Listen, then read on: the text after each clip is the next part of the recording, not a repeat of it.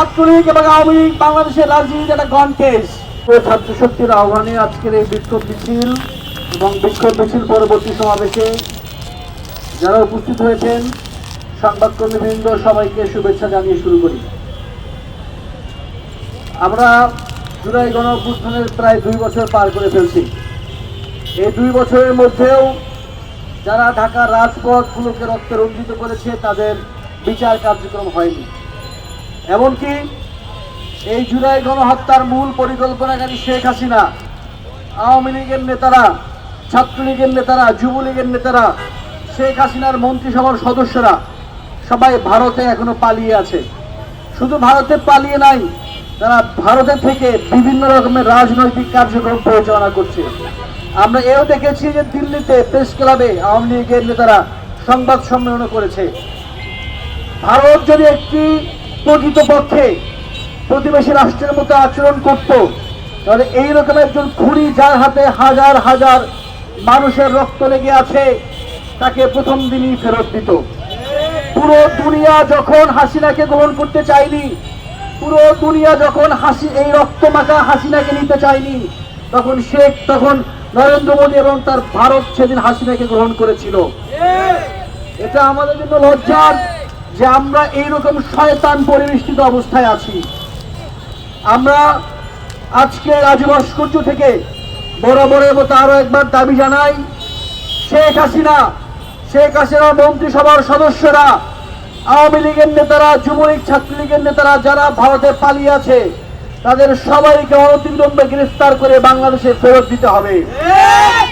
আমি ঢাকা বিশ্ববিদ্যালয় থেকে জওহরলাল নেহরু বিশ্ববিদ্যালয়ের ছাত্রদের কাছে, আলিগড় মুসলিম বিশ্ববিদ্যালয়ের ছাত্রদের কাছে, কলকাতার আমার ছাত্র ভাইদের কাছে যারা জুলাই গণঅভ্যুত্থানে আমাদের পক্ষে সংহতি উৎপাদন করেছিল তাদের কাছে আর্জি জানাবো, আপনারা আপনাদের দেশে এই দাবি তুলুন যে আপনাদের দেশে এরকম একজন গণহত্যাকারীকে আপনারা ঠাঁই দিবেন না।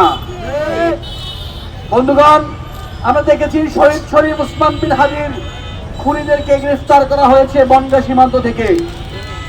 আমরা বাংলাদেশ সরকারের কাছে দাবি জানাই, আপনারা অনতিবিলম্বে কূটনৈতিক তৎপরতা শুরু করবেন এবং শহীদ শরীফ ওসমান বিন হাদির সকল খুনিরা গ্রেফতার হয়েছেন তাদেরকে বাংলাদেশে এনে আদালতের মুখোমুখি করবেন।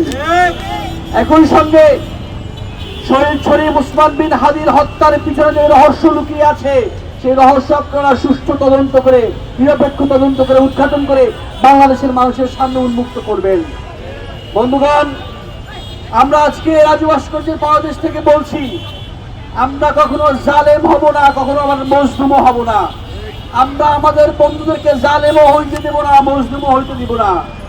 যদি আমাদের বন্ধুরা, আমাদের জাতীয়তাবাদী বন্ধুরা, আমাদের মার্ক্সবাদী লেনিনবাদী বন্ধুরা ভেবে থাকেন যে আপনারা ছাত্রলীগকে ফেরত দিয়ে এসে আমার মজলুমের ভং ধরবেন, আপনারা মনে রাখবেন যেমন করে আমরা অন্য কাউকে জালেম হতে দেই না, তেমন করে অন্যকে মজলুম হবে এটা আমরা চাই না।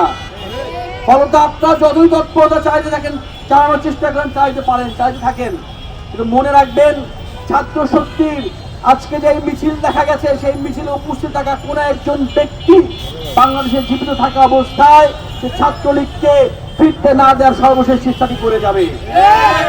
ছাত্রলীগ এবং আওয়ামী লীগ বাংলাদেশের রাজনীতির একটা গণকেশ। ছাত্রলীগ এবং আওয়ামী লীগ বহু চেষ্টা করেছে একটি সুষ্ঠু নির্বাচন আটকানোর জন্য, বহু হিংস্র কার্যক্রম করেছে, নির্বাচন আটকায় না, নির্বাচন হয়েছে। আওয়ামী লীগকে নির্বাচনে ফিরতে দেওয়া হয় নাই, বাংলাদেশের মানুষ রাজনৈতিক দলগুলো ফিরতে দেয় নাই। আওয়ামী লীগ চেষ্টা করেছে জাতীয় পার্টির মাধ্যমে তারা নির্বাচন করবে, জাতীয় পার্টি কোনো আসনে দ্বিতীয় স্থান অর্জন করতে পারে নাই। জাতীয় পার্টি নির্লজ্জভাবে এই নির্বাচনে হেরেছে। আওয়ামী লীগ বাংলাদেশের রাজনীতি থেকে অলরেডি গণকেশ মাইনাস হয়ে গেছে। আওয়ামী লীগ এবং ছাত্রলীগ আর বাংলাদেশে ফিরতে পারবে না। শেখ পরিবারের রাজনীতি আর বাংলাদেশে চলবে না।